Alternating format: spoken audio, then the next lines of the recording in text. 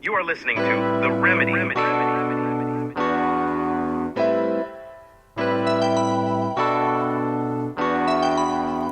Hey, welcome everyone to The Remedy Soul Podcast.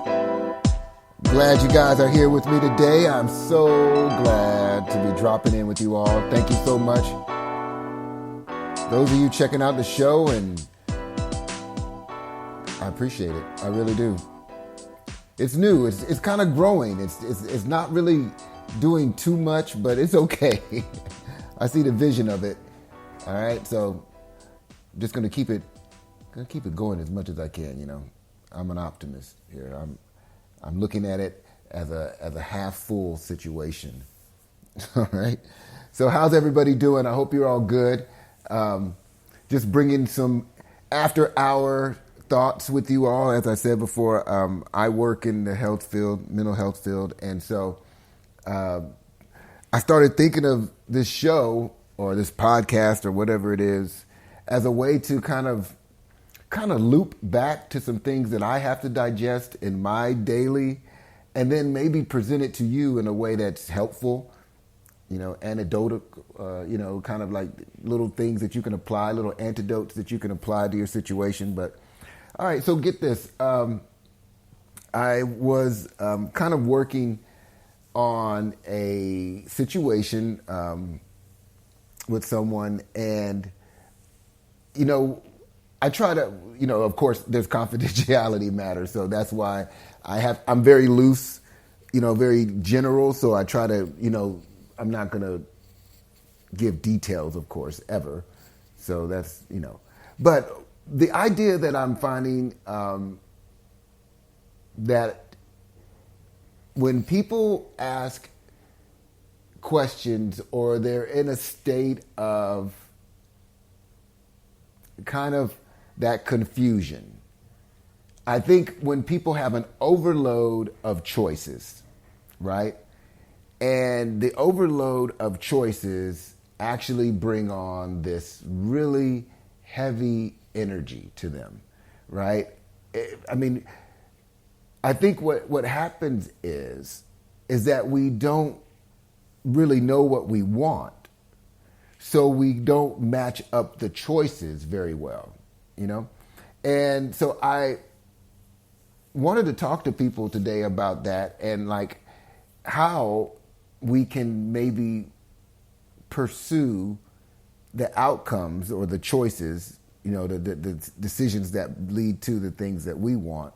Because, or, you know, with our greater sense of knowing, our greater sense of self in the process, right? Because I know a lot of people that make choices and decisions, and I think sometimes people get caught up with like maybe like a 70-30 split, or even maybe sometimes a little bit less or more.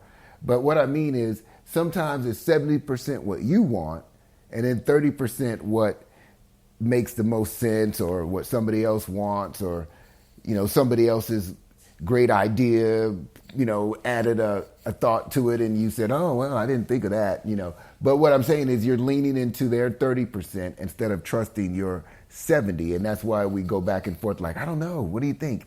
What do you think? What do you think I should do? And I'm always really, you know, very, very taken when somebody says, what do you think I should do? What do you think I should do?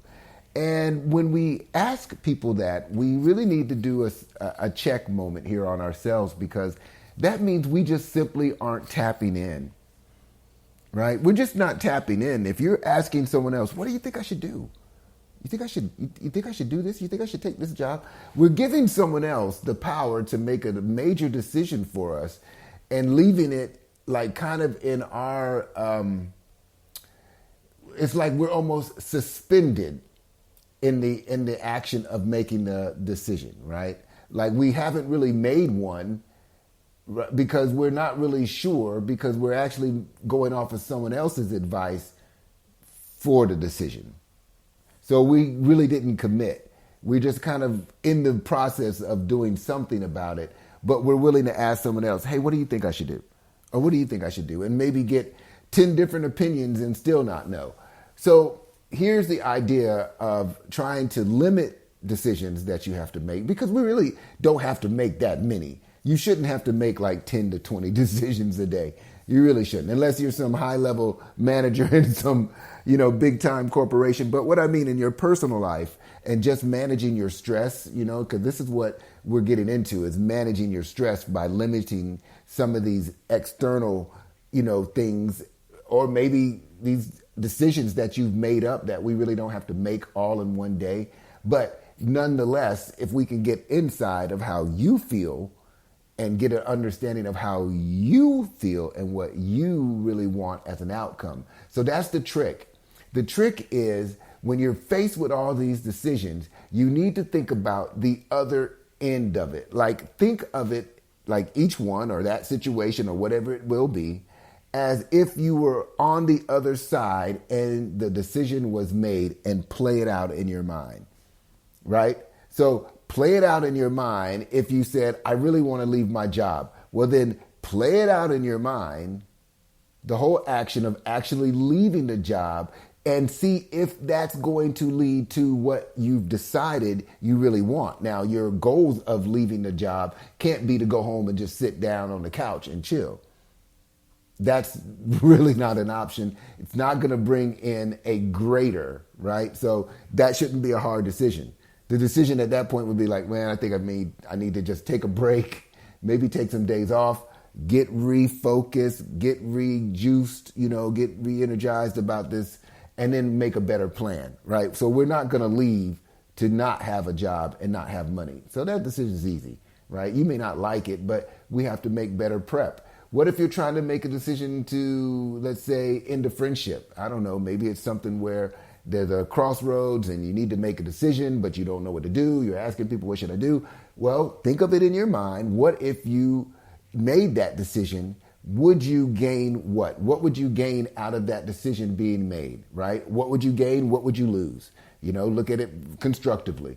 Did you gain your time back? Did you gain your peace of mind? Did you gain your confidence? Did you gain your just ability to feel healthy, right? Is this what we gained? Now look at what we lost. Okay, maybe you don't have someone to do all those things with, but in turn, are you able to do them with yourself or someone else now? See, we got to make sure, what do we want on the other end? If you want your time, you want your peace, you want your confidence, you want your space and all that stuff, then making that decision should be pretty easy.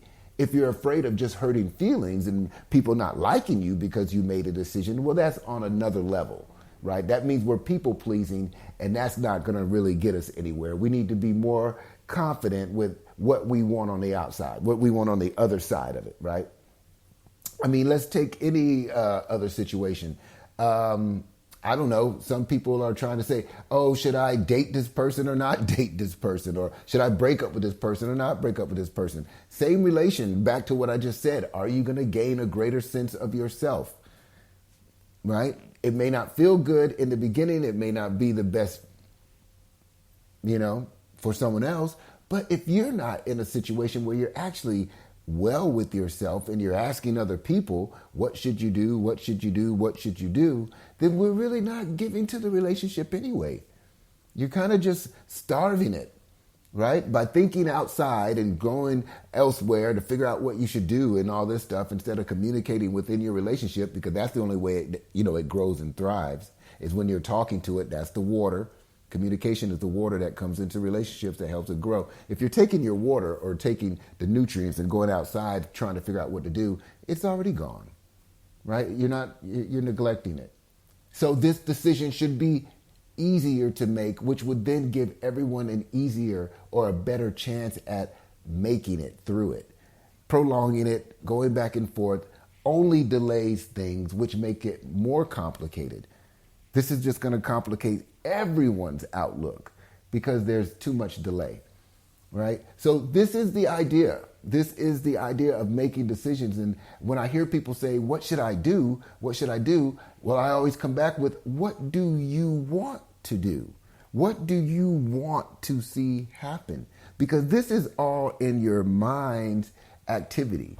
Whatever your mind is generating about the possible outcomes or lack of success or whatever it is that you may be afraid of, is what you're going to generate. That's what you're going to be faced with. Those are your tangibles that you will bring out of your own conception, right? But if you are now in the moment of thinking, what do I want? Is it going to benefit me in the best way? Maybe you need to sit back and just think a little bit more clearly and write out your expectations. Maybe you have too high of an expectation about something and we need to level back. That's okay. Sometimes we have to take an approach and say, okay, maybe I'm not being a little fair in this area. I need to give it more time. Or maybe I'm just kind of oversensitive to something. Maybe I'm just not giving it a moment to marinate. This could be. But if you are just ruminating about decisions and you can't make a decision because you feel like you don't want to impact someone else negatively, you have to first think about what you're doing already to yourself and consequently to other people. Because when you're doing it to you, it is being translated out, right? So this is a vibration. When you're going through your internal struggles, you are already sending out a vibration. So this decision or decisions, as it may be, that are waiting for you or needing to be made or needing to be settled should be maybe done in an order of priority. Maybe some of these decisions just need to play out and time will be the best, decision to give. Maybe you just need to give it time and take your energy away from it and let time do something special with it that you can't. Now, other things you will need to make a decision on so you can get clarity, because the clarity is what's going to give you the stability and you can make, better decisions based on that, right? So I would, in efforts to get myself maybe around things, I would always look at how I would function on the other side of it, right? When I'm having to make a hard decision or even something, that I'm just faced with, sometimes people may even invite me somewhere. And if I don't want to go or if I'm having to decide to go, I think about it. Okay, how do I feel once I go? Or what if I'm there? What do I think? Because I need to make a decision and I don't want to take all day, but I can quickly go into the other side of it and say, okay, if I'm saying I don't want to go right now, is it worth talking myself into going? Or is it better just to say, no, not this time. Next time I'll go, short notice. Sometimes we have to be fair to ourselves and make a decision and not be afraid. And if it hurts someone's feelings, you can apologize and say, I'm sorry. I know that you were expecting me, but I can't make it. See, when we make decisions, we get confidence. And once we get the confidence to make decisions, we can now be more true to ourselves. The truer we are to ourselves, the more fun we're to be around anyway, right? When we're true to ourselves, we're more of a delight to be around other people, right? When we're not internalizing so many little challenges and struggles, we can be easy going around people. So this is why I'm saying this, because I think people give, we all do it. We give ourselves extra tasks and we sometimes don't need them. Sometimes we don't need the extra task. We don't need it. Sometimes it's as simple as just pushing back a little bit, right? Just push You are back. listening to The Remedy. Push back. Push back some of those decisions. Let time work some of them. Make the ones you need to make, but make them with clarity. See what you want on the other side. So measure out what you're looking for, then engage. You're listening to it. Thank you so much, The Remedy. I hope you all have a wonderful day.